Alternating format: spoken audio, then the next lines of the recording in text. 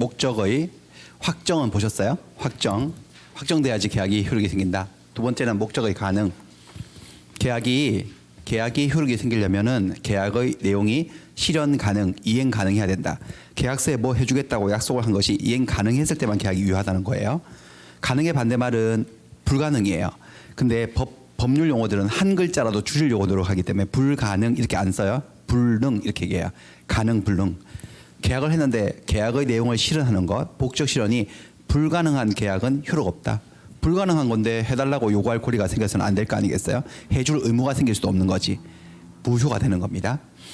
근데 그러니까 어떤 계약의 내용을 실현하는 것이 가능하냐 불가능하냐를 구별하는 것은 대단히 중요한 거네. 가능하면 유효, 불가능하면 무효가 될 거니까. 근데 구별의 기준이 뭐냐면은 사회 통념이에요. 이 법학은 자연과학이 아니죠. 물리학, 뭐 수학, 화학 이런 게 아니거든요. 그래서 과학적인 것도 하나의 기준은 되지만 과학의 세계만 가지고 그런 기준만 가지고 판단하는 게 아닙니다. 과학적, 물리적으로는 가능한 일일지라도 사회 통념으로 봤을 때 불가능하면 불능인 거예요. 사회 통념은 사회 구성원들의 공통적인 생각을 얘기합니다. 상식선상에서 판단하는 겁니다. 그래서 이런 사건 한번 볼까요? 을이 반지를 빠뜨렸어요. 자기 애인이 사준 소중한 반지를 빠뜨려서 슬퍼하고 있는데 갑이 와서 내가 반지를 찾아주겠다. 반지를 찾아주면 1,000,000원만 주면 찾아주겠다. 라고 했어요. 그랬더니 처음에는 이 사람이 어떻게 강에 가라앉은 반지를 어떻게 찾냐. 그게 말이 되냐. 라고 했더니 자기는 해병대 출신이래. 귀신 잡는 해병대. 그래서 그리고 무슨 다이버 자격증도 있고 저번 달에도 하나 찾아줬대. 그때는 태평양에 빠졌는데 찾아줬대. 뭐 그 이상한 소리 하면서 찾아준대. 착수금으로 1,000,000원만 달래요. 그 처음에는 긴가민가 했는데 하도 자신하길래 그래요? 그러면 찾아주세요라고 해서 계약을 맺은 거지. 찾아주면은 1,000,000원을 주겠다라고 1,000,000원은 착수금으로 주고 이런 계약을 했어요. 이 계약이 유효일까 무효일까를 판단하는 것은 가능하냐 불가능하냐 문제거든요. 도급 계약이에요. 도급 들어보셨을 거야. 도급 이러면 건축주로 생각나죠. 건축 도급. 건물 지어주면 공사비 주고 하는 거. 도급 계약은 664조에 나오는데 우리 시험 범위는 아니지 저거는. 하지만 도급이란 단어는 엄청 나옵니다. 그냥. 도급은 일을 맡긴다는 거죠. 도급은 당사자 일방이 어떤 일을 완성해 줄 것을 약속하고 일의 완성. 그 상대방이 완성의 결과가 생기면 아무리 열심히 해도 결과가 안 생기면 안 돼요. 결과가 생기면 결과에 대해서 보수를 지급할 것을 약정함으로써 효력이 생긴다. 딱 그러네. 일을 완성해 주겠다. 얘는 반지를 찾아주겠다. 찾아오면 1,000,000원을 주겠다. 딱 도급 계약이에요. 도급을 우리가 뭐 현실에서 좀 보자면 이런 거 도급이에요. 자동차 수리 맡기는 거. 자동차 수리센터에 넣었어요. 수리를 맡겨서 수리가 완료되면 다 고쳐주면 수리비를 주겠다. 정확하게 도급 계약이죠. 세탁소에 드라이 맡기는 거, 구두 닦는 거 다 도급 계약이에요. 드라이를 깨끗하게 양복을 드라이해서 세탁이 되면 한 벌당 5,000원을 주겠다. 딱 정확하게 도급 계약입니다. 도급 계약입니다. 그래서 일을 맡긴 사람을 도급인이라고 해요. 일을 맡은 사람을 일을 받을 숫자를 써서 일급자, 일을 맡았다고 해서 수급인이라고 얘기를 해요. 그래서 여러분 앞으로 이제 세탁소에 가실 때는 아까 낚시하러 갈 때는 뭐라고 한다고요? 무주물 선점하러 갔다 올게 이렇게 하시고 세탁소를 가실 때는 도급 계약을 하고 세탁소 문을 열면서 도급 계약을 청약합니다 이렇게 그렇게 말을 하면 미친 사람 취급을 받으니까 속으로만 연습하시면 되겠습니다. 도급인데요. 이 계약은 유효냐 무효냐라는 것은 결국 이거네. 일단 당사자는 뭐 멀쩡하지 않을 수도 있는데 권리능력, 의사능, 행위력이 다 있는데 계약의 내용은 확정도 되어 있어요. 반지를 찾아주면 1,000,000원을 주겠다. 계약 내용은 확정됐는데 이 계약 내용을 실현하는 것이 가능하냐 불가능하냐 어떻게 생각하십니까, 분들? 가능한 것 같습니까? 예, 이게 제가 강의를 지금 이제 22년 차거든요. 이게 20년 전하고도 달라졌어요. 이게 요즘 워낙 기술이 막 진짜 믿기지 않을 정도로 발전하고 있기 때문에 한 10여 년 전, 20년 전에는 이 교과서에 전형적으로 실리는 문제거든요. 한강에 가라앉은 반지를 찾아주는 것은 불가능하다 이렇게요. 근데 지금은 사람들이 가능하지 않나 이렇게 점점 사회 통념이 바뀌고 있는 거죠. 과학 기술이 엄청나게 발달하면서. 근데 이게 과학의 세계에서는 가능할 거예요 아마. 지금 비용의 문제지 찾을 가치가 있냐 이런 문제지. 돈이 막 수천억이 들든 수조가 들든 찾고자 마음 먹자면 저거 못 찾겠습니까? 뭐, 그러니까 인간의 기술 수준이 여기 쇳덩어리를 지구에서 띄어 올려가지고 화성에 보내가지고 막 움직여가지고 사진 전송시키고 그러는 마당에 저거를 찾고자 하면 찾겠지. 다만 찾을 가치와 그런 게 있냐, 비용이 얼마나 드냐 그런 문제일 뿐이지. 근데 그건 과학적인 문제이고 사회 통념으로 판단했을 때는 이건 완전 서울에서 김서방 찾기니까 아직은 불가능으로 본다. 교과서에 실려 있는 얘기입니다. 통념상 불가능하기 때문에 이런 계약은 무효로 처리한다는 거죠. 무효입니다. 계약 무효입니다. 계약 무효이기 때문에 이 사람들 사이에선 권리와 의무가 생기지 않아서 이 을은 뭐 하세요? 빨리빨리 한강에 뛰어 들어가서 해요. 이렇게 그렇게 요구할 권리가 생기지 않고 반지를 찾아줄 의무가 생기지 않습니다. 계약을 지키지 않아도 어떤 불이익을 당하지 않는 거죠. 계약 자체가 무효이기 때문에. 근데 성립은 했어 안 했어? 성립은요. 성립은 어쨌든 당사자가 존재하고 목적이 존재하고 의사가 합치가 되었으니까 계약은 뭐 하였다? 성립은 하였으나 계약의 목적을 실현하는 것이 불가능하기 때문에 계약은 효력이 생기지 않는다고 무효라고 말을 하는 거죠. 하나의 무효를 더 볼까요? 이번에는 있을 수 있는 얘기인데 이것은 갑은 이 제주도에 있는 자기가 살고 있는 집이 아니고 별장이거든요. 얼마 전에도 가서 놀다 왔어요. 쉬다 왔는데 근데 서울에서 매매 계약을 하는데 이미 화재로 전소되었다는 사실을 모르고 10월 1일 날 매매 계약을 해요. 9월 말에 가서 놀고 왔는데 그 사이에 불이 나버린 거야. 근데 별장이 불났다는 게 별장 주인에게 연락이 안 갔나 봐요. 뭐 하여튼 공교롭게 그 사실을 모른 채 별장을 을에게 3억에 팔기로 하는 매매 계약을 체결한 거죠. 자, 이 매매 계약의 목적은 내용은 얘는 소유권을 이전하고 얘는 대금을 지급한다는 건데 대금 지급은 가능한 일일지만은 소유권 이전은 불가능합니다. 아까 보셨어요? 물건이 멸실되면 소유권은 절대적으로 소멸한다고. 소멸한 소유권을 어떻게 이전을 하겠어요? 불가능한 계약이에요. 따라서 이런 계약도 하게 되면 뭐라는 거죠? 무효죠. 무효가 되는 이유는 뭐 하지 않아서죠, 여러분들? 실현이 불가능해서 그런 거예요. 그렇죠? 권리와 의무가 생기지 않아. 빨리빨리 소유권을 내달라고 어떻게 요구할 권리가 생기겠어요? 못하는 거죠. 인간이 신이 아닌데. 근데 여기서 이제 뭘 알고 싶으냐면 무효 공식이 있어요. 수학에도 공식이 있듯이 무효에도 공식이 있는데 법에도 무효 공식은 어떤 계약이 무효가 되면 시간을 둘로 나눠요. 이행 전이냐 이행 후냐. 이행하기 전이냐 이행 후냐. 이행하기 전이면 이행할 필요가 없어요. 무효라는 말은 그 계약을 통해서 자기가 원했던 권리와 의무가 생긴다는 거 안 생긴다는 거 안 생긴다는 소리거든. 그러니까 이행을 하지 않아도 되는 거지. 근데 만약에 혹시 이행을 해버렸다. 이행하지 않은 건 뭘까요? 계약금은 지급했는데 중도금 잔금은 아직 안 줬어요. 중도금하고 잔금은 이행 전이야 이행 후야? 아직 안 줬으면요. 이행하기 전이죠. 그러면 중도금 잔금은 나중에 확인했어요. 별장이 없었네라는 사실을 뒤늦게 확인한 을은 매수인은 매도인에게 중도금 잔금을 줄 필요가 있다? 필요가 없다?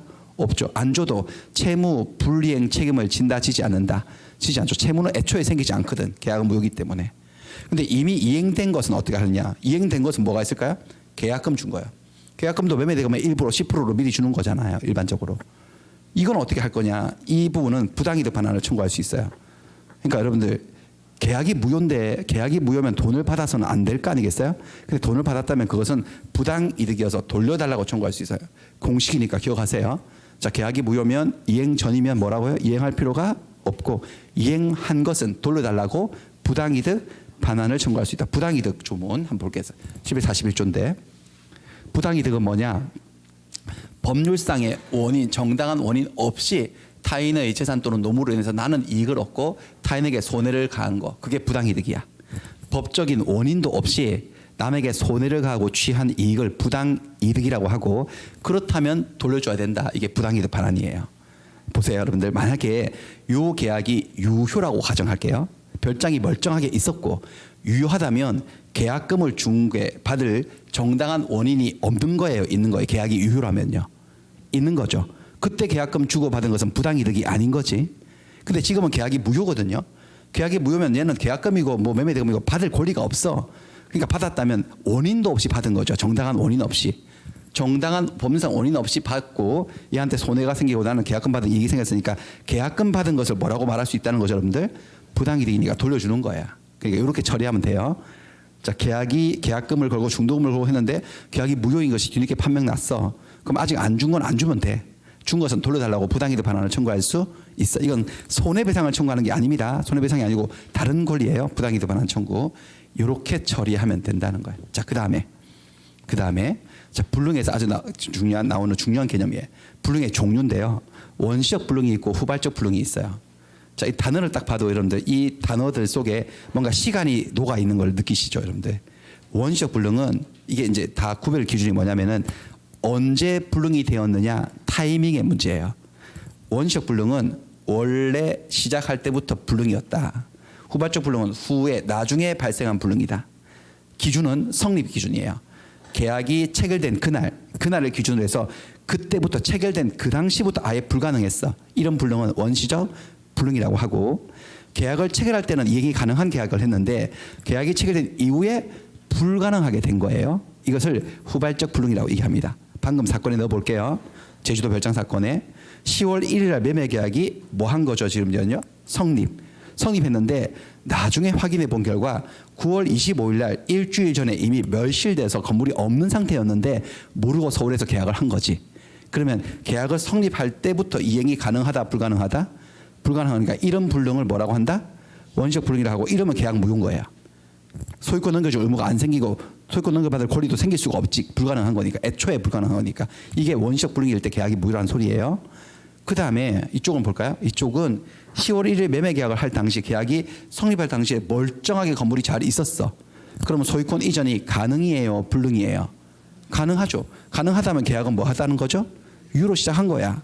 그랬는데 이 10월 1일 날 계약하고 31일 날 소유권 넘겨주기로 약속이 되어 있는데 10월 5일 날 건물이 멸실돼 버린 거야. 계약 체결 이후에 소유권 이전이 불가능하게 된 거지. 이런 불능은 후발적 불능이라고 하고, 여기서는 이제 10월 5일 날 집이 내려앉으면 계약이 저기처럼 무효가 되느냐? 그렇지 않아요. 계약은 원래부터 유효했던 것이고 여전히 계약은 유효로 인정을 받습니다. 그러니까 뭐냐면은 불가능한 것을 계약을 하게 되면 무효로 할 때 이 불능은 오로지 어떤 불능만 얘기한다는 거죠? 원시적 불능만 계약을 무효로 만들지, 후발적 불능은 계약을 무효로 만들진 않아요. 그럼 계약이 무효가 아니면 그럼 이행을 해야 되나? 집도 없는데? 그럴 수는 없지. 다른 식으로 처리한다는 거죠. 여기는 18페이지죠. 18페이지 제가 그대로 좀 옮겨놓은 건데, 그래서 원시적 불능과 후발적 불능 해서 아까 그 내용 그대로예요. 9월 25일 날 멸실된 건물을 모르고 서울에서 10월 1일 날 계약을 했다. 원시적 불능으로 계약은 무효예요. 그러면 중도금 잔금은 아니요. 계약금 중도금을 줬다면 이건 돌려달라고 부당이득 반환 청구할 수 있고, 잔금은 줄 필요가 없고. 그다음 여기 뭔 얘기 나오는데 뒤에서 배우는 거죠. 116페이지 저 뒤에서 지금 넘어가고. 그다음 후발적 불능입니다. 10월 1일 당시에는 계약이 체결될 때는 건물이 멀쩡하게 있어서 계약이 유효로 출발되었어요. 그런데 10월 20일 날 건물이 소실되어서 불가능하게 된 거죠. 여기서 불가능하게 되었다고 해서 이 계약이 다시 소급해서 10월 1일로 돌아가서 계약이 무효로 되는 것은 아니다라고 돼 있죠. 그럼 어떻게 되느냐? 불가능했는데 이때는 뭐 이게 불가능하게 된 점에 대해서 채무자, 여기서 말하는 채무자는 매도인이라고 돼 있고 막 설명돼 있는데, 규칙 사유, 고의과실, 잘못이 있느냐 없느냐에 따라서 다른 문제로 처리하게 되지 계약 자체가 무효가 되는 것은 아닌데, 이런 내용들은 여기서 배우고 뒤에서 배워요. 그러니까 법학은 앞뒤가 다 유기적으로 연결되어 있기 때문에 앞을 배울 때 오히려 더 어려워요. 앞에도 뒤에 내용들이 막 나오거든. 뒤에 내용은 아직 배우지도 않았는데. 그러니까 처음에 공부할 때는 이렇게 건너뛰고 넘어갈 수밖에 없는 부분들이 있어요. 이것까지 설명할 수가 없어요. 여러분들은 아예 모르기 때문에. 그래서 그냥 이거 빼고 이렇게 좀 진행하고 뒤에 배우고 나서 다시 두 번째 돌아오면은 좀 더 이해가 깊어지고, 세 번째 돌리면은 더 이해가 깊어지고, 그렇게 해서 공부를 하는 거예요. 자, 여기까지 문제를 한번 보겠습니다. 두 문제만 풀어볼게요. 자, 계약이 성립은 다른 말로 체결이죠. 이후에 여기가 포인트네. 채무를 이행하는 것이 불가능하게 되었어요. 후발적 불능이에요. 그렇게 된다 하더라도 계약이 무효로 되는 것은 아니다라고 말하고 있네. O예요, X예요? O죠. 맞습니다. 똑같은 말인데요. 매매 계약이 체결되고 성립된 이후에 매매의 목적이 된 건물이 전소되어서 소실되어서 없어졌어요. 그렇게 되었을 때 그 매매 계약은 무효이다라고 말을 하면 X죠. 그러니까 이 문제하고 이 문제는 똑같은 문제죠, 사실은. 그렇죠. 반대로 물어봤을 뿐이지 똑같은 문제죠. 19회 20회 문제 됐습니다. 넘어가고. 자, 그럼 세 번째 기록할게요. 계약이 유효가 되려면 계약의 목적 내용이 세 번째 적법해야 된다는 얘기예요. 적법해야 된다. 목적이 적법해야 된다. 적법의 반대말은 위법이겠죠. 그러니까 계약을 했는데 계약의 내용이 위법하다는 건 법을 어겼다는 거죠. 법을 위반했다. 법 안에 뭐 강행규정 위반이라고 되어 있는데 좀 이따 설명하고, 법을 어긴 계약은 효력이 생길 수가 없지. 저 법이 하지 마라고, 그런 계약은 하지 마라고 금지해 놨는데 그런 계약을 했어, 애들이. 그래 놓고 이 계약상의 권리를 가지고 싶다고 법 질서에 국가의 도움을 요청하면 국가는 도와줄 수가 없어요. 그런 사람들에게는 권리를 줄 수 없거든요. 그러니까 권리와 의무를 취득하려면 계약이 흐르게 생기려면 법이 인정한 허용된 범위, 적법한 범위 내에서 계약을 해야 된다는 겁니다. 자, 법을 어겨가지고 계약이 무효가 된 사건을 하나 보여드릴게요. 초과보수 약정인데요. 공인중개사예요. 개공이에요. 개업 공인중개사인데 갑과 중개보수약정을 했는데요. 여러분들 아직 안 배우셨지만 당연히 여러분들 이게 중개보수는 법정 한도가 있어요. 거래 규모에 따라서 거래 규모에 따라서 한도가 딱딱 정해져 있고 그 한도를 초과해서는 절대로 보수를 받지 말라고 돼 있거든요. 어기면 처벌하고. 근데 어떻게 됐느냐? 요 갑이 어떤 사람하고 병하고 토지 매매를 하는 것을 얘가 중개를 해줬어요. 중개를 하고 보수를 받기로 했는데 이 보수를 법정 한도를 초과하는 보수를 받기로 한 거야. 법정 한도가 800만 원 정도였거든요. 이거는 근데 얘가 3,500만 원을 받았어요. 중개를 해주고 나중에 이제 이게 문제가 된 사건인데 여기에 대해서 이러면 이 약정은 계약은 무효가 됩니다. 자 보시면은 공인중개사법이에요. 여러분 배우시게 되겠죠? 다음 개업 공인중개사는 이런 행위들을 해서는 안 된다. 다음 각호의 행위 3호. 뭐 어떠한 명목으로도 32조에 따른 보수나 실비를 초과해서 금품을 받는 행위, 초과 보수를 받는 것, 법정 한도를 초과하는 보수를 받는 행위가 금지되어 있고 이게 지금 몇 조죠? 33조죠, 3호죠. 33조 1호 내지 4호. 자, 법조문에 내지라고 되어 있는 것은 이거를 얘기해요. 1호부터 4호까지 1, 2, 3, 4를 얘기할 때 내지라는 말을 써요. 우리 일상에서 쓸 때 A 내지 B는 오화를 얘기하잖아 주로. A 또는 B를 얘기하는데 이건 1호 또는 4호가 아니고 1호부터 4호까지예요. 법조문에서는. 이것을 위반한 자는 1년 이하 징역 1천만 원 이하 벌금을 처한다요. 그러니까 법을 어긴 거지 이 사람은 이 개공은. 법을 어겼기 때문에 이 초과해서 보수를 3,500을 받기로 한 계약은 효력이 있다는 거예요, 없다는 거예요? 없다는 말은 3,500을 받을 권리가 생긴다, 안 생긴다? 안 생기고 소송 들어가면 진다는 거예요. 3,500 달라고. 저요. 근데 여기는 약간의 논점이 있는데 실제 이 사건은 제주도에서 일어난 사건인데 3,500을 돈으로 받은 게 아니고요. 중개를 해주고 중개 보수로 토지를 받았거든. 얘가 토지가 많았나 봐요. 보수로 토지를 받았는데 그 토지가 제주시에 수용되어서 곧장 수용되면서 3,500을 보상금을 받아서 결과적으로는 법정 한도가 800 정도의 거래 규모였는데 3,500짜리 토지를 받아 수용돼 가지고 보수로 3,500을 받은 꼴이 된 거지. 그게 나중에 문제가 되어서 갑이 얘한테 소송을 건 거예요. 너는 법정 한도를 초과해서 2,700만 원 부분은 부당이득이다. 정당한 원인 없이 받은 거니까 돌려달라고 부당이득 반환 청구를 해서 이겼던 사건이에요. 그런데 여기 또 하나의 논점이 뭐냐? 법정 한도를 초과했지만 여러분들 이 사람이 한 푼도 못 받는 것은 또 부당하죠, 여러분들. 800만 원이 법정 한도라면 800만 원까지는 받을 정당한 원인이 있어 없어요? 있죠. 그러니까 이것은 전부 무효일까요? 일부 무효일까요? 계약이 일부 무효, 일부 초과된 부분만 무효여서 초과 지급된 2,700만 원 부분에 대해서 부당이득 반환 청구 소송이 들어갔던 거고 다시 돌려받았던 사건이에요, 갑이. 대충 뭔지 아시겠죠? 이런 계약이 무효가 된 이유는 보세요. 계약의 내용이 확정은 되었어 안 되었어? 확가적사 할 때 확정은요. 되어 있지. 이행이 가능해요? 불가능해요? 가능도 하지. 가능한데 왜 무효지? 법을 어겨서 그런 거지. 그러니까 계약이 유효가 되려면 법을 어겨서는 안 된다. 위법해서는 안 된다는 소리입니다. 뭐 당연한 얘기 아니겠어요? 하나 더. 돈 빌려주고 이자 받기로 하는 약정요. 이자 제한법이라는 게 있는데 지금 이 사람 화가처럼 보이시죠? 제가 사채업자를 그려달라고 그랬는데 약간 화가 그림 그리는 게 취미인 사채업자입니다. 사채업자인데 이것도 이글이 나왔네. 저기 건드렸네. 죄송합니다. 이게 저 여기 살짝 기대면은 이게 이렇게 돼서 돈을 빌리는데 여러분들 이게 돈을 빌려주는 계약을 금전 소비대차 계약이라고 얘기를 하거든요.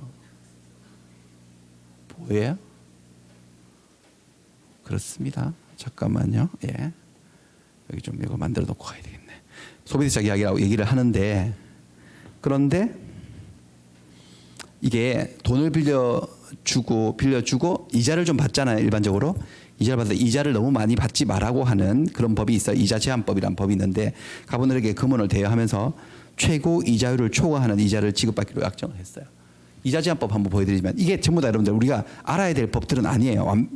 여기 있는 아까 뭐 다른 법들도 막 나오는데 전부 다 속속들이 다 아셔야 되는 건 아닙니다. 근데 법 공부를 하는 것은 기본적으로 법 조문에 출발하기 때문에 제가 보여드릴 뿐인 거예요. 저걸 다 뭐 외워야 된다, 다 알아야 된다 그런 건 아니고 금전 대차에 관한 계약상의 최고 이자율은 25%를 초과하지 않는 범위 내에서 대통령령으로 정한다고 돼 있어요. 법은 25%를 해놓고 이제 그때 대통령령에 따라서 바꿀 수 있도록 탄력적으로. 지금 현재 대통령령을 찾아봤거든요. 저거 시행령을 찾아보니까 현재 20%로 돼 있어요. 그러니까 대부업법 말고, 대부업법은 더 많이 받을 수도 있고, 개인과 개인 사이 금전 대차를 하면서 돈을 이자를 받을 수 있는 맥시멈이 현재 20%예요.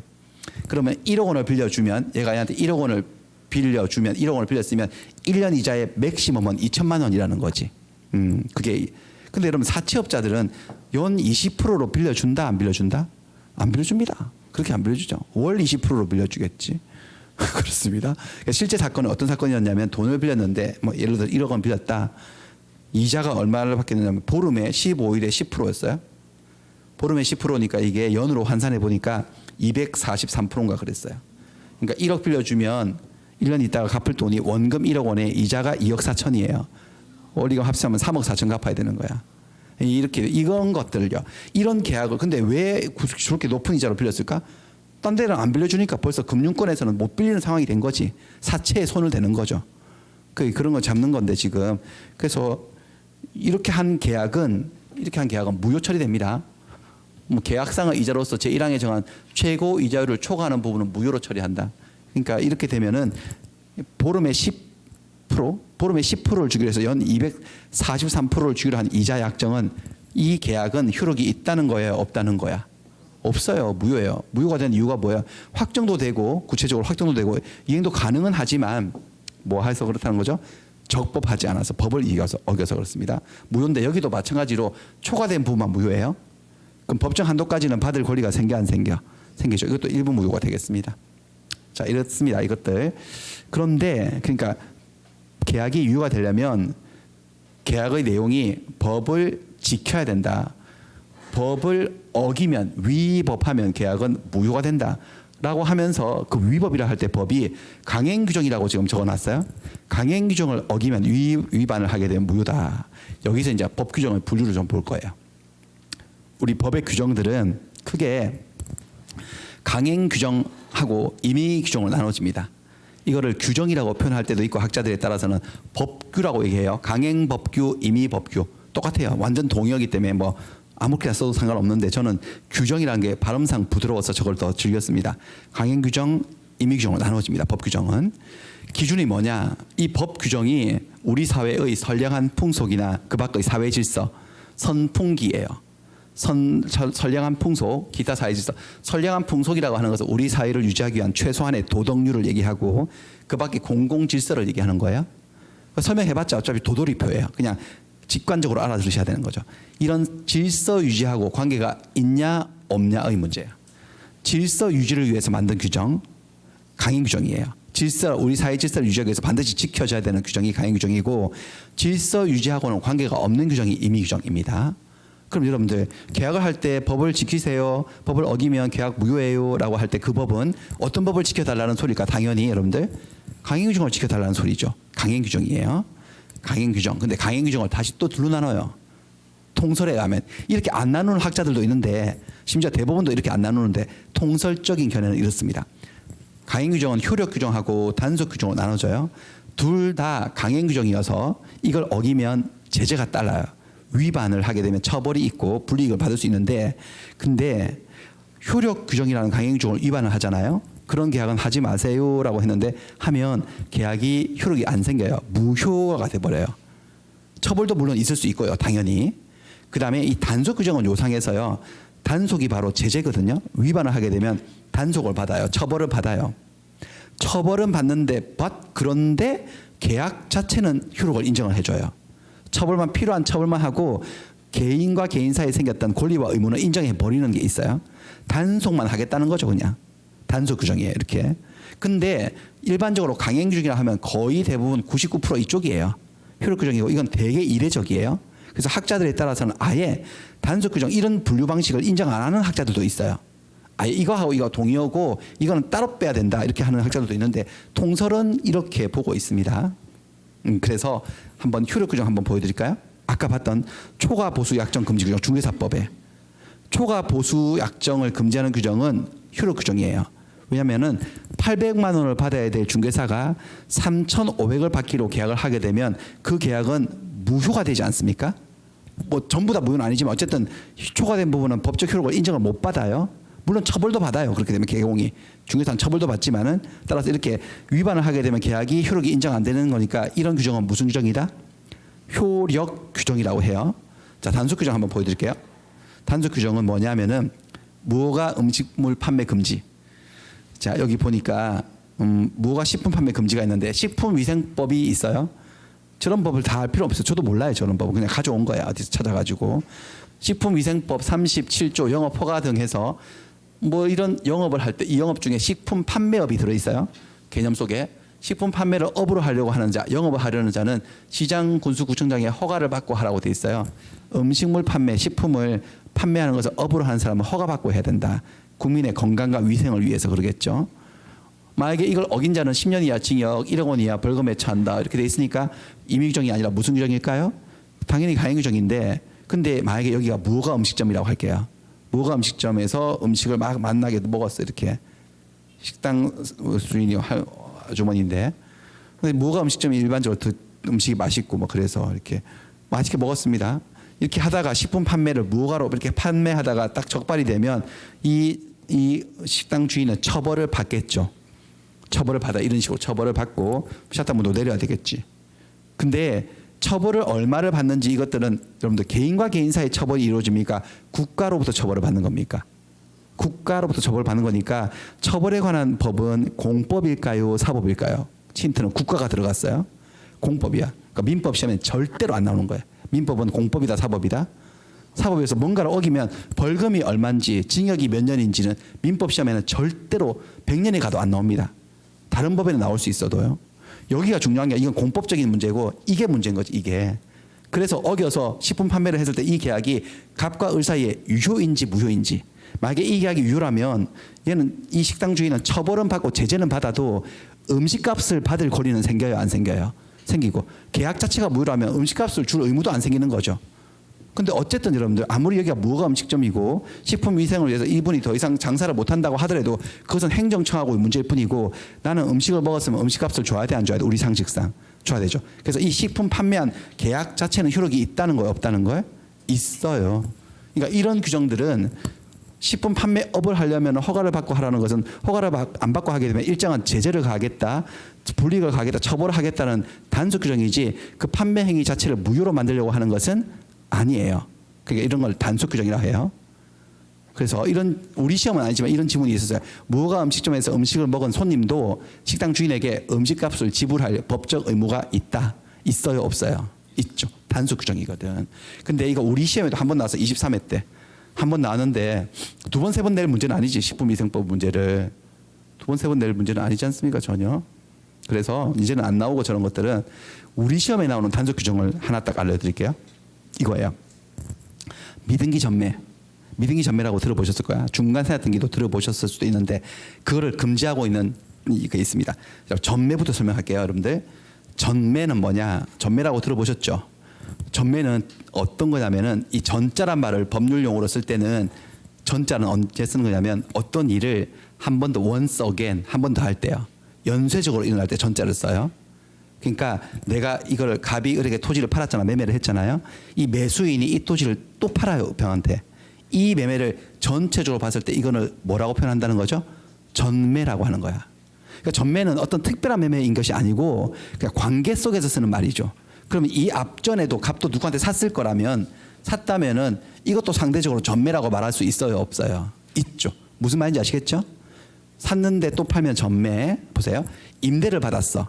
임대차를 한 물건을 또 임대를 줄 수 있거든. 뭐라 하냐면 전대차라 그래요. 내가 전세권자인데 이 집을 또 전세를 또 줄 수 있어. 난 집주인도 아니지만 전전세라고 해요. 질권, 전질, 전자는 그렇게 쓰는 거예요. once again 이런 말이에요. 전매. 전매를 하고 있어. 을이 지금 전매하고 있는데 토지를 전매할 때는 어떻게 해야 되냐면은 등기를 해야 돼요.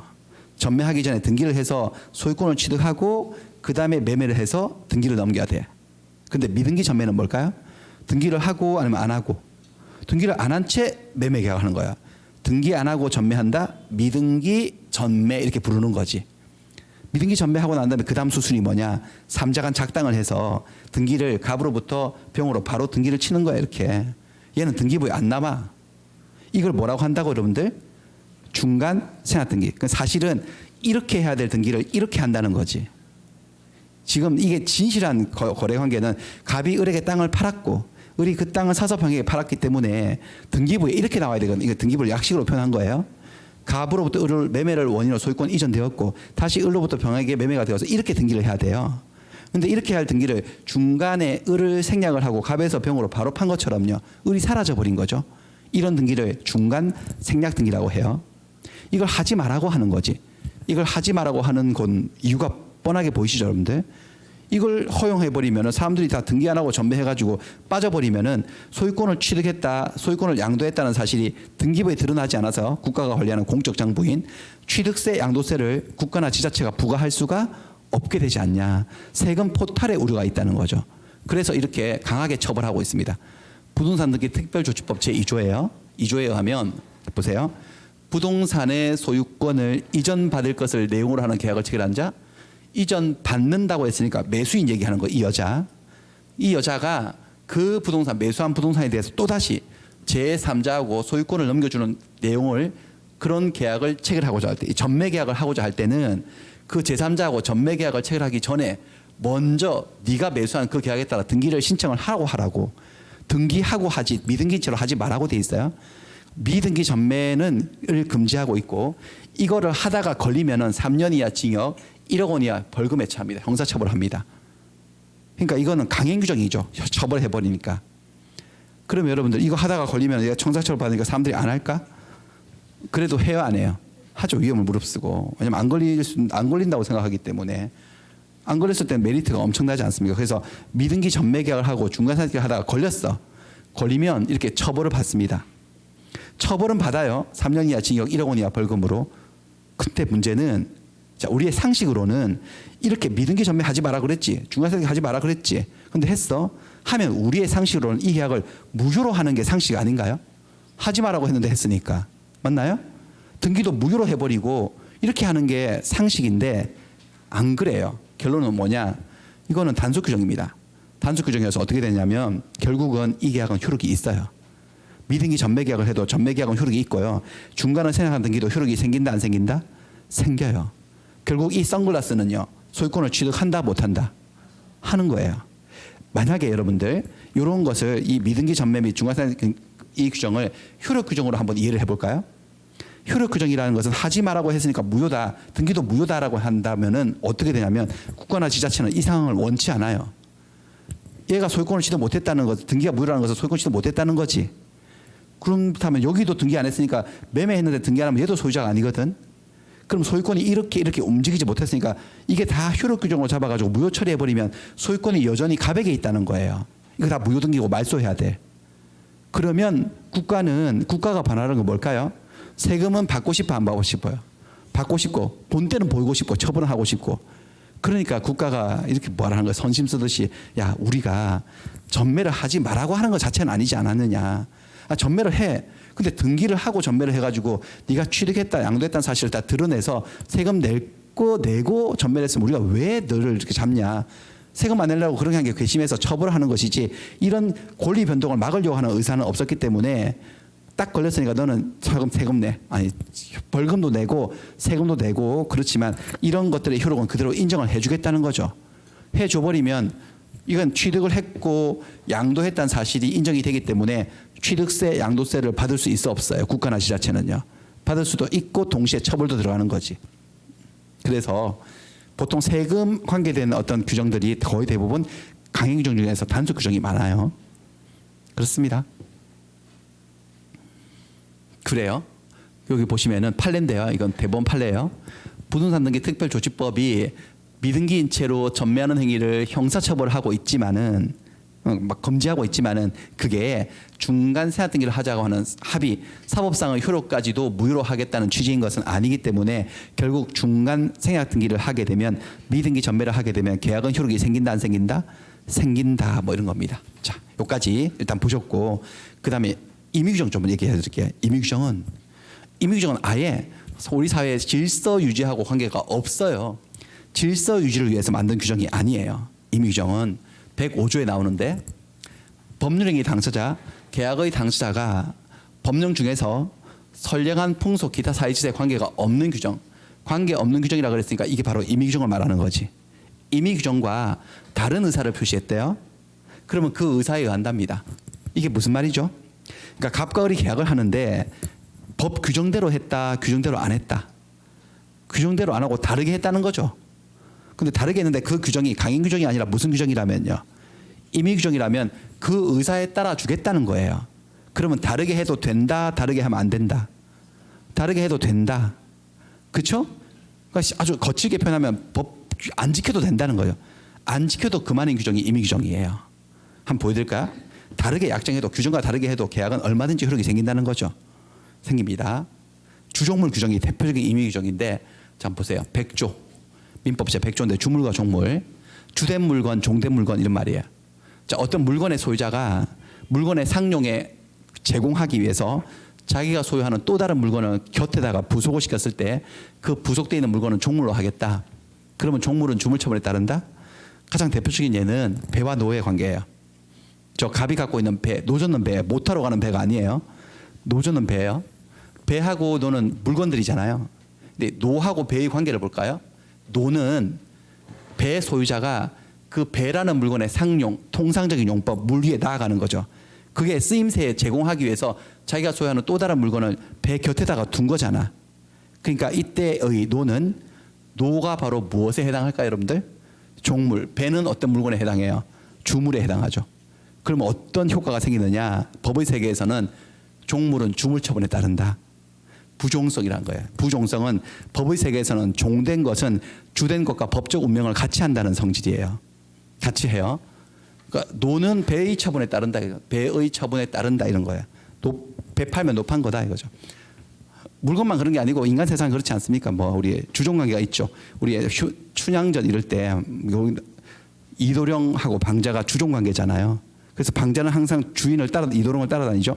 이도령이 과거 보러 한양 가면 자기도 따라 올라가고, 그다음 춘향이 보러 기방 가면 자기도 향단이 보러 따라가고, 이집트 같은 데서는 왕 죽으면 신하들 뭐 이렇게 노예들 다 같이 묻어버리고, 이렇게 부종성이죠. 종된 것은 주된 것과 법적 운명을 같이 한다. 그래서 보세요. 만약에 이거 한번 볼까요? 노 젓는 배를 갑과 을이 매매 계약을 했어요. 요 배를 매매하는 계약을 하면 여러분들 생각해 보세요. 노가 이 매매에 포함이 된 거야, 안 된 거야? 포함이 된 거죠. 노 젓는 배니까. 그런데 그렇게 돼 있어 포함됐다고 배 팔면 노 파는 거다. 근데 이건 어때요? 이 계약서는 어떻게 생각하세요? 배 매매 계약을 하면서 노를 제외한다는 특약을 했어요, 애들이. 이렇게 해도 돼요, 안 돼요? 이렇게 하면 사회 질서가 무너지나? 노 빼고 팔면? 어디 경찰이 잠복에 있다가 갑자기 나타나서 어디 노를 안 팔아 수사할 게 있으니 경찰서로 갑시다. 이렇게 안 나오지 않습니까? 노를 같이 팔든 빼고 팔든 사회 질서 유지하고 관계가 없어. 그러니까 지금 100조 이항과 다른 의사를 표시한 거잖아 지금. 그럼 이 의사에 따라서 노는 제외될 수 있어요, 없어요? 있죠. 100조 이항은 안 지켜도 그만인 거죠. 그들이 특약을 하면.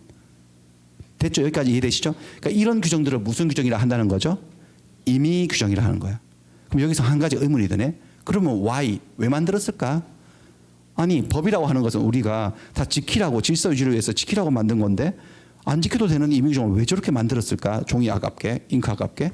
왜 만들었을까? 왜 만들었느냐? 의사 해석의 기준으로 삼기 위해서.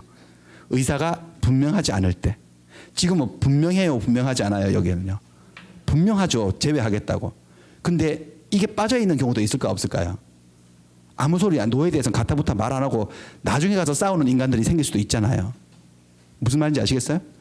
그래서 배를 배 매매계하고 배 받으러 오는 날 장금 들고 배 받으러 왔는데 노를 건네 애가.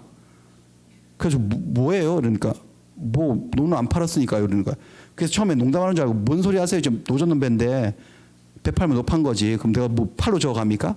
그러니까 아니래. 자기는 계약서대로 하겠대. 계약서에 배 매매 계약으로 돼 있지. 배 플러스 노라고 안 돼 있지 않냐고 하면서. 그러니까 자기는 노가 제외되었다고 주장하는 거야.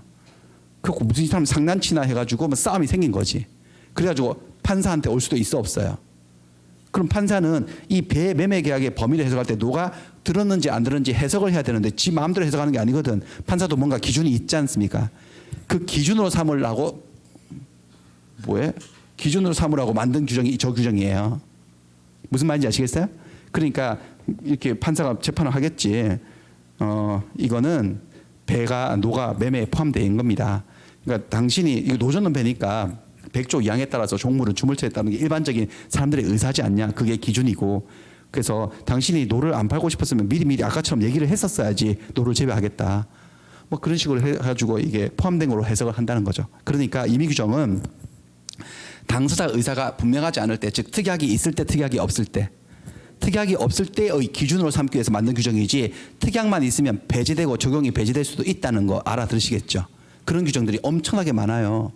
그러면 어떤 규정을 딱 봤을 때 이게 강행 규정인지 임의 규정인지를 시간이 엄청나게 가네. 전날부터. 강행 규정인지 임의 규정인지를 구별하는 객관적인 기준이 있느냐? 없어요. 없고요. 없고 그 기준은 다 어디 있느냐? 우리의 여기 가슴 속에 있지, 양심. 그러니까 우리가 딱 봤을 때 이 규정은 질서 유지를 위해서 지켜야 되는 것 같은데 그러면 강행 규정이고, 이거는 딴소리가 없을 때 이게 기준이란 거지 다르게 해도 될 것 같은데 합의만 되면 그러면 임의 규정이고 그런 거예요. 그리고 경우에 따라서는 아예 임의 규정이라고 스스로 밝히고 있는 규정도 있어요. 이런 말이 있으면 이런 말들이 있으면 다 임의 규정이에요. 보세요. 저당권의 효력은 아직 모르지만 저당 부동산에 부합된 물건과 종물에 미친다. 그러나 설정 행위를 할 때 다른 약정이 있으면 그렇지 않을 수도 있다라고 했어요. 그럼 다르게 할 수도 있다는 거예요, 없다는 거예요? 그렇게 다르게 할 수 있는 규정은 다 모조리 다 무슨 규정이죠, 여러분들? 임의 규정. 여기도 보세요. 아까 손해는 돈으로 배상한다 그랬잖아요. 다른 의사표시가 없으면 손해는 금전으로 배상한다고 돼 있어요.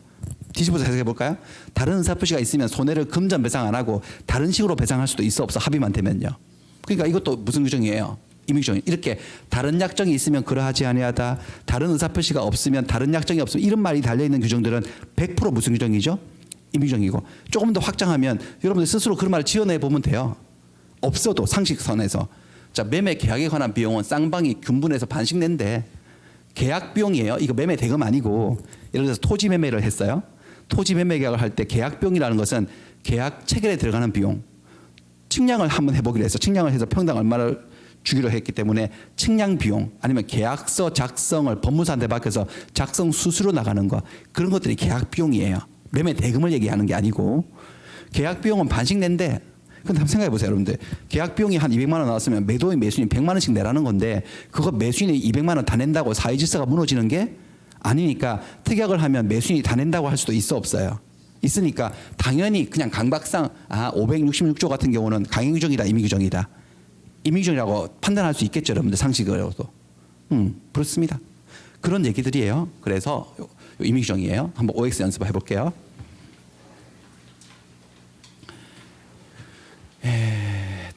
잠깐만요. 이거 밑으로 해놓고 이거 자꾸 제가 이상한 걸 화면이 바빠서 이상한 걸 눌려서 그렇습니다.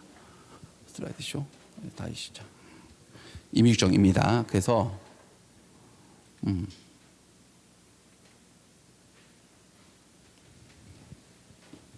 이거네. 10번부터 한번 볼까요?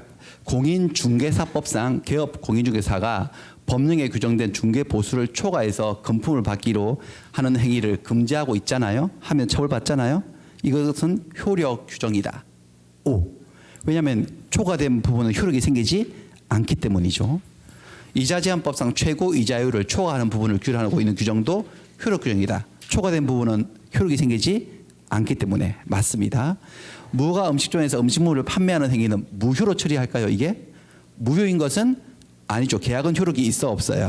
있고 처벌을 받을 뿐이니까 이것은 무슨 규정이다? 단속 규정이다. 부동산 등기 특별조치법상 중간 생활 등기를 금지하고 있는 규정은 효력 규정이 아니라 무슨 규정이었어요? 단속 규정이어서 중간 생활 등기를 하게 되면 등기가 무조건 무효가 되는 것은 아닙니다. 처벌받을 뿐이에요. 그래서 탈세를 목적으로 하는 중간 생활 등기는 언제나 무효다고 말하면 O예요, X예요. X가 되고 매매 계약에 소요되는 비용은 특별한 사정이 없으면 쌍방이 근분해서 부담한다. 민법 566조입니다. 맞는 말이죠? 그렇지만 매매 비용을 계약 비용을 매수인이 전부 다 부담하겠다는 약정은 효력이 있어요, 없어요? 있어요. 왜냐하면 이런 규정은 무슨 규정이기 때문이죠? 임의 규정이기 때문에 됐어요. 이 정도 감각. 마지막으로 하나만 더 하겠습니다. 이제 뭐냐면은 제일 마지막이에요. 이제 목적의 확가적사의 사회적 타당성이에요. 자, 계약이 효력이 생기려면은 계약이 유효가 되려면 계약의 목적이 사회적으로 타당해야 돼요. 계약의 내용이 사회적으로 타당하지 않을 때를 반사적 계약이라 하거든요. 그 목적이 반사회성을 띠고 있는 계약은 무효 처리합니다. 민법 제103조입니다.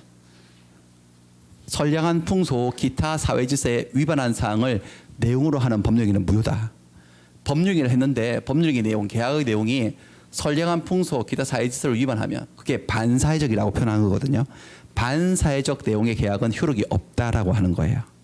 그렇습니다. 근데 여기서 한 가지 한번 해결해야 될 문제가 뭐냐면은 확가 적사 이 세 번째 적하고 네 번째 사가 이게 왜 또 하고 있지? 이런 생각이 들 수도 있는데 지금 적법해야지 유효다. 위법하면 무효라고 방금 봤어요. 위법하면 무효라고 할 때 이 법은 강행 규정을 얘기했어요. 강행 규정의 뜻이 뭐였냐면은 선량한 풍속 기타 사회질서의 관계가 있는 규정을 말해요. 그러니까 계약을 했는데 계약의 내용이 선량한 풍속 기타 사회질서의 관계가 있는 규정을 위반하면 무효라는 말과 세 번째 했던 지금 이 말 계약의 내용이 선량한 풍속 기타 사회질서를 위반하게 되면 무효라는 말은 그 말이지 않냐 이거지. 세 번째 말과 네 번째 말이 왜 또 하냐 이거지. 이거를 지금 시간도 많이 가고 있는데 그런데 또 해야 될 필요성이 있지. 왜냐하면 입법 기술의 한계인데요. 우리 사회를 유지하기 위해서 질서 유지를 위해서 사람들이 하지 말아야 할 행동들, 금지해야 될 행동들을 미리 무슨 법률제 몇 조 몇 항으로 전부 다 아까 공인중개사법처럼 다 만들어 놓는 건 불가능한 일인 거예요. 그래서 갑과 을이 뭔가 계약을 했어요. 계약을 했는데 딱 보니까 이거는 딱 어느 법을 위반한 건 아니야. 무슨 법률 몇 조 몇 항을 위반한 건 아닌데 이걸 그대로 용서할 수는 없을 것 같아요. 이걸 그대로 두면 사회질서가 무너질 것 같아. 그럴 때 최후의 보루조항으로서 적용되는 게 103조예요. 특정 강행복구가 없을 때. 그러니까 일반적이고 추상적인 조항이에요. 예를 들어 보여드리겠습니다. 이런 계약이 있었어요. 실제 사건인데 갑이 을에게 뭔가 부탁을 해요. 자, 을하고 병하고 요 토지 갖고 소송이 붙었어요. 그래서 서로 자기 땅이라고 하고 싸우고 있어요. 근데 소송은 all or nothing, 제로섬 게임 아닙니까? 뭐 중간이 없죠. 화해를 하지 않는 이상. 그러니까 내가 이기면 얘는 지는 거고 100대 빵이에요. 전부 다 거의 다. 그렇습니다. 근데 갑은 을에게 와서 부탁을 해요. 뭐를 부탁하느냐? 증언을 좀 해달라는 거지. 당신이 이 토지에 대해서 뭔가 알고 있지 않느냐. 그래서 증언을 해서 당신이 증언하면 내가 이길 수 있다는 거야. 그래서 좀 바쁘실 테지만 위증을 요구하는 게 아니에요. 얘가 아는 대로 사실대로만 말해줘도 내가 이길 수 있어요. 병가의 소송에서. 그래서 부탁을 했더니 좀 능글맞게 생겼죠. 을이. 내가 증언을 해줄 수는 있지. 근데 맨입에는 못한다고 그런 거야. 맨입에. 그래서 제가 맨입에 이런 어려운 부탁을 하겠습니까? 제가 사례는 섭섭치 않게 해드리겠습니다. 라고 하니까 뭐요? 섭섭치 않게? 아까 배웠습니다. 섭섭치 않게 그런 식으로 계약하지 말라고. 그렇게 계약하면 무효라고. 구체적으로 뭔가를 요구한 거예요. 그래서 뭐를 원하시냐고 했더니 내가 증언해서 이기면 당신 지분 반을 떼달라고 그랬어요. 토지 지분 반. 지분은 이제 권리 일부인데 그냥 편하게 토지 절반 달라 이거지. 내가 증언해서 이기면. 그랬더니 저 갑이 깜짝 놀라면서 아니 증언을 해주시겠다는 건 너무 감사하긴 한데 아니 증언을 하고 토지를 반이나 달라고 하는 거 너무 무리한 요구지 않으시냐요? 이렇게 했더니 을이 그럼 싫음 말고 이렇게 된 거예요. 그래서 제가 막 고민을 하고 있는 거죠. 너무 많이 달라고 해서. 그랬더니 을이 이런 말을 합니다. 고민할 게 아닙니다. 제 말 잘 들어보세요. 내가 증언 아니면 당신은 져요. 지면 빵이지. 그 다음에 내가 증언하면 당신이 이기죠. 1 소유권을 가지는데 나한테 2분의 1을 떼줘도 2분의 1이지 않나요? 그러니까 0하고 2분의 1이 무슨 고민할 일입니까? 라고 말하는 거예요. 약간 궤변이지만. 그리고 말 들어보니까 그렇기도 하고 갑이 지금 비유를 들자면 화장실 가기 전이에요? 후예요? 갔다 온 후예요? 전이죠. 급한 상황이잖아요. 그래서 갑이 어쩔 수 없이 을에게 알았습니다. 증언만 해주세요. 증언을 해드리면 내가 이기면 토지 반절 떼어드리겠습니다라고 계약을 맺은 거죠. 그런 계약을 맺은 거예요. 이 계약이 유효인지 무효인지를 따지는 문제인데 여러분들 우리의 그냥 정의관념에 비추어 볼 때 저런 계약은 무효가 돼야 되겠어? 유효가 돼야 되겠어요? 반절이나 달라고 하는 거야. 도둑놈이지 칼 만들지 강도지. 무효가 돼야 되는데 그런데 대한민국의 어느 법을 아까 1608개 법률이 있다고 그랬죠. 다 뒤져봐도 증언을 하고 어느 정도까지 그거를 받아갈 수 있는 대가로서 받아갈 수 있는지를 규율하고 있는 법은 없습니다. 그러니까 이것은 계약의 내용이 확정도 되어 있고 실현도 가능하고 무슨 법을 어긴 것도 없어요. 하지만 선량한 풍속 기타 사회질서 우리의 정의관념에 반하는 거죠. 너무 많은 걸 요구한 거지.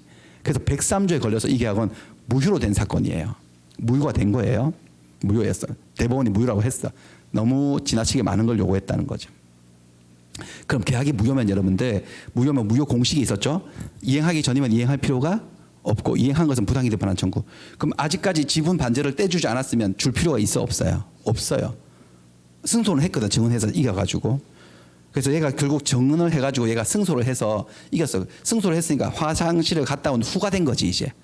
이제 토지 반제를 떼줄 일만 남았는데 주기가 싫은 거지. 그래가지고 얘가 변호사를 찾아간 거예요. 변호사 상담을. 아니 변호사님, 제가 그때는 급해가지고 반제를 준다고 했지만 아니 증언 한 번 하고 토지를 반약하다가 거 너무 지나치지 않나요? 이거를 뭔가 잡는 그런 법이 없나요? 라고 했더니 변호사가 그런 법은 없대. 그런 법은 없는데 변호사가 103조를 얘기하는 거야. 계약의 내용이 글러먹었구만. 반사회적이구만. 이거 칼만 안 들었지 완전 강도네. 증언 한 번 해주고 무슨 반이나 받아가. 안 돼 이거. 그래서 물어보는 변호사가 어떻게 반절 떼어줬어? 안 줬어? 이렇게. 아직 안 해줬다 그런 거야. 그럼 이행 전이니까 그럼 해주지 마요. 안 해줘도 아무 책임도 없으니까 해주지 말고 버텨요. 이렇게 하고 이미 토지 반제를 줬는데요 라고 했을 때는 변호사가 아 그래요? 그럼 그건 부당이득이지. 계약이 무효인데 받아간 거니까 법률상 원인 없는 이득 부당이득이니까 부당이득 반환 청구를 통해서 돌려받을 수 있다. 나한테 맡기세요. 이 사건 내 수임하겠습니다. 근데 찾아드릴게 다시 2분의 1 저거. 대신 찾아서 내가 이기면 가져오면은 수임료로 토지 지분 반제를 달라고 뭐 이렇게 뭐 이렇게 이제 마지막에 한 얘기는 제가 지어낸 얘기고 그 다음에는 다 그런데 이런 계약이 무효가 된 이유는 강행 법규를 위반한 게 아니지만 사회적으로 타당성을 잃어서 그렇다는 거죠. 만약에 103조가 없다면 저런 것들을 잡을 길이 좀 막막하지 않습니까? 103조의 필요성이 느껴지시죠? 하나만 더 이런 것들도 그런데요. 감남은 배우자가 있어요. 결혼 혼인 중인데 젊은 여자하고 네가 내 첩이 되어주면 내가 그 대가로 집도 한 채 주고 차도 한 대 외제차 사주고 생활비를 얼마씩 주겠다. 그래갖고 그렇게 했어요. 그렇게 제안을 했더니 여자가 콜 이렇게 된 거예요. 그래가지고 계약이 된 거죠. 첩이 되어주는 대가로 부동산을 증여하기로 하는 계약. 이런 계약도 여러분들 계약의 내용이 확정은 되었나 안 되었나? 되었어요. 아주 구체적으로 확정되었어요. 아파트 브랜드까지 다 정했어요. 지금 제 외제 차종하고 주 몇 회 방문 뭐 이런 거 다 정했어요. 구체적으로 확정. 실현 가능해요? 불가능해요? 가능도 하지 뭐 못할 건 아니지 인간이. 그다음에 이게 이런 걸 하지 말라고 하는 법이 없다니까요. 구체적으로. 그렇지만 사회관념에 우리의 선량한 풍속 기타 사회질서에 반하는 거 아닙니까? 그래서 이런 계약을 하게 되면 이 계약은 무효입니다. 103조 위반 반사회적 계약으로 무효가 되는 거예요. 계약 무효입니다. 이 계약. 그렇다면 무효인데 여기서 이제 무효의 독특한 게 하나 있어요. 아까 일반적인 무효 공식은 이런 거였지. 이행 전이면 이행할 필요가 없고 이행된 것은 부당이득 반환을 청구해서 돌려받는다. 그러니까 아까 전에 초과 수수료 준 거예요. 2,700 초과해서 800을 줘야 될 상황에서 3,500을 줬다. 초과된 2,700만 원은 부당이니까 돌려달라고 할 수 있어 없어요? 그럼 돌려줘야 돼 얘는. 끽소리 못하고 돌려줘야 돼. 이게 일반적인 무효라면 반사회적인 계약이라는 판단으로 무효가 되죠. 103조 위반으로. 그러면 공식이 달라져요. 아직 이행하기 전이면 이행할 필요가 없는 건 똑같아요. 이건 똑같은데 이미 줘버렸을 때 부당이득 반환 청구를 할 수가 없어요. 이 점이 달라져요. 부당이득 반환 청구를 못해서 자 계약 무효니까 돌려줘 라고 말했을 때요. 줬으면 끝이에요. 이렇게 그렇습니다. 안 돌려줘도 돼요. 왜 그러냐면은 746조가 있는데요. 민법 103조하고 746조는 동전의 앞뒷면이야. 앞면 103조, 뒷면 746조 한동전이에요. 이게 뭐냐? 103조는 계약이 반사회적이면 무효란 소리고 반사회적 내용이라면 746조는 불법 원인 급여라고 해서 불법의 원인으로 인해서 재산을 급여 줬거나 노무를 제공했을 때에는 그게 부당이득이라고 하더라도 반환 청구 못한다고 선언하고 있어요. 이 불법의 원인이 뭐냐? 이 원인은 주로 계약을 얘기하죠. 뭔가를 준 원인, 계약. 여기 불법이라는 것은 103조가 말하는 반사회적인 계약이라는 소리예요. 반사회적 계약은 무효니까 줄 필요가 있어요? 줄 필요가 없어? 계약을 해도요? 없지. 근데 이미 줬대. 다 주고 다 했대. 일도. 그러면 일반적인 무효라면 그게 부당이득이어서 반환 청구를 할 수 있어요? 없어요? 일반적인 무효는요? 있지. 여기는 안 돼. 이건 뭐냐면은 이건 취지가 뭐냐면은 불법을 저지른 자의 권리 행사에 국가는 도와줄 수 없다. 국가가 무슨 조폭이냐 이렇게 된 거예요. 그러니까 이 사람은 지금 배우자도 있는데 혼인 중인데 젊은 여자하고 이런 관계를 유지하기 위해서 아파트를 주겠다고 하고 실제로 줘버렸어. 그 이거를 갖다가 만약에 일반 무효처럼 부당이득 반환 청구를 할 수 있다면은 얘가 만약에 얘를 상대로 소송을 걸어가지고 다시 아파트를 돌려달라고 하는 소송에서 국가는 어쩔 수 없이 얘를 승소시켜 줘야 돼. 얘가 권리가 있다면. 그리고 집행도 해줘야 돼. 뺏어서 이쪽으로 갖다 줘야 돼. 근데 그거는 국가가 할 짓이 아니지 않냐 이런 상황이지. 불법을 저지른 자의 부당이득 반환 청구권에 우리 국가는 도와줄 생각이 1도 없다 이거지. 그래서 어떻게 되느냐. 계약 자체는 무효예요. 이들이 한 계약은 무효지만 결과적으로 얘는 돌려받을 권리가 없기 때문에 얘는 소유권을 취득하게 돼요. 계약은 무효라고 하더라도. 그게 예게 되는 거지. 한 번 줬으면 끝이에요. 이게 불법 원인 급여의 법리입니다. 그러니까 여러분들 이런 상황을 아신다면 이런 상황에서는 남자는 계속해서 이 상태를 유지해야 됩니다. 이행 전 상태를. 주면 안 됩니다. 계속 주겠다고 말만 해야 됩니다. 준다니까 준다고 이렇게 준다. 그래가지고 얘가 못 참고 소송을 들어오면 어차피 얘는 질 거니까 계약 자체가 무효여서 여자는 어떤 식이든지 간에 이행 후 상태를 만들어내야 됩니다. 줘봐봐 일단 줘봐봐. 그러니까 어차피 무효니까 다시 당신이 달라 그러면 다시 돌려줘야 되는데 한 번이라도 집을 가지고 싶어. 한번 줘봐봐. 그래서 받아버리는 순간 끝이 나거든요. 그래서 얘가 일단 그렇게 만들어야 되고 그래서 그 받아와서 얘가 소유자가 됐어요. 그러고 난 다음에 얼마 있다가 갑이 을을 찾아왔네. 야, 내가 요즘 중개사 학원에 어제 등록을 해서 들었는데 첫날부터 내가 귀에 쏙쏙 들어오더라. 완전히 너랑 나 얘기하던데? 이렇게 해가지고. 근데 들어보니까 그게 무효여서요. 무효여서 너 나한테 이거 다시 돌려줘야 된다라고 이 얘기를 해버리니까 거짓말을 치고 얘가 이걸 배워놓고 그래가지고 이 여자가 와 하루 배웠는데 엄청 똑똑해졌네? 그러면서 집을 돌려줬다 치면 돌려줄 필요가 없는데 돌려줬어. 그러고 난 다음에 얘도 학원 등록해서 또 알게 된 거지 자기도 알게 됐어요. 자기도 알게 되면 어떻게 될까? 자꾸 미치겠지. 돌려달라고 그러면은 왜 당신은 나한테 이렇게 거짓말을 쳤냐? 응? 다시 돌려줘. 다시 돌려달라고 할 수 있을까요? 없을까요? 없어요. 이쪽에서 넘어간 게 또 불법원인 급여예요. 그러니까 불법원인 급여의 취지는 뭐냐면은 진짜 다 튀어나오네. 불법원인 급여의 취지는 그러니까 불법을 원인으로 해서 주고받은 것은 그 자리 스톱. 그것을 돌려달라고 하는데 국가는 너든 얘든 도와줄 필요가 없다는 거지. 도와줄 생각이 없으니까. 그리고 그 반사적 효과로서 어부지리로서 한쪽이 권리를 가져가는 것은 어쩔 수 없는 현상이다. 그렇다고 함부로 몰수할 수 없으니까 개인 재산을. 그렇다는 겁니다. 마지막 하나만 더 얘기하면은 요거예요. 엄편물 법칙인데 그 했던 얘기 그대로예요. 부적 관계를 맺어주는 대가로 증여를 하게 되면 계약은 무효다. 계약은 무효지만 부당이득 반환 청구를 못하기 때문에 소유권을 취득한다 이 여자는. 그러니까 이 과정은 아름답지 못했지만 결과는 엄청 아름답네 여자 입장에서는. 그렇죠? 그러고 난 다음에 이걸 다시 팔아요. 팔면은 이게 집주인이 파는 거야 남의 집을 파는 거야. 집주인 자기가 파는 거야 자기 집을. 그러니까 그 다음부터는 선악을 분명하고 소유권이 되게요. 자, 법학에서 선이라는 하는 것은 어떤 사실을 모르는 걸 선이라 그래요. 착하다 못했다 이런 게 아니에요. 알고 있는 걸 악이라 그래요. 선글라스는 알고 있는 것 같네. 엄지척, 리스펙트. 이 여자를 리스펙트하는 거지. 야, 너 대단하다. 너 어떻게 그치만 강남에 있는 집을 다 봤냐. 너 진짜 리스펙트다 너. 하지만 세상에 널린 건 남자니까 너 이 집은 나한테 싸게 넘기고 다른 남자한테 또 받아라 이렇게. You can do it. 이러면서요. 다 악이어도 거래할 수 있어 없어요? 있고.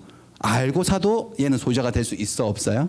있다. 뭐 이런 게 뭐 엄편물 법칙인데 이런 단어는 아실 필요 없고 대충 요 정도 하겠습니다. 오늘 시간이 너무 많이 가서 문제를 3개 문제만 풀고 마치겠습니다. 자, 소송에서 증언을 해줄 것을 조건으로 해서 통상적으로 용인되는 수준을 넘는 대가, 지나치게 과도한 대가를 받기로 하는 약정은 반사회적인 법률 행위가 해당해서 무효가 되는 게 맞습니다. 아까 보셨죠? 첫 계약의 대가로 아파트의 소유권을 이전해 줘버렸어. 이전해 주겠다고 약속해도 이전할 필요 없거든. 계약 무효인데 이미 줬으면은 부당 이득임을 이유로 반환을 청구할 수는 있을까요? 없을까요? 없어요. 안 돼요. 못 돌려받아요. 그래서 부적 관계를 맺은 대가로 부동산을 증여받은 첩은 소유권을 취득한 거다 못한 거다? 한 거죠. 아무튼 계약은 무효지만. 그래서 그 부동산을 전득한 자, 전자가 다시 나왔네. again, 다시 취득한 자. 아까 그 선글라스를 얘기하는 거죠.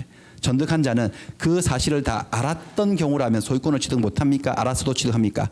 알았어도 취득을 하게 된다는 그런 얘기입니다. 됐습니다. 여기까지.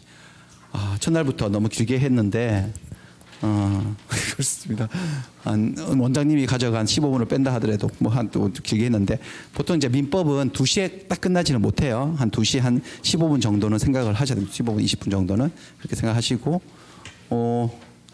동영상도 다시 많이 들어보시면서 그렇게 복습을 해보시기 바랍니다. 자, 오늘 수업은 마치겠습니다. 수고하셨습니다.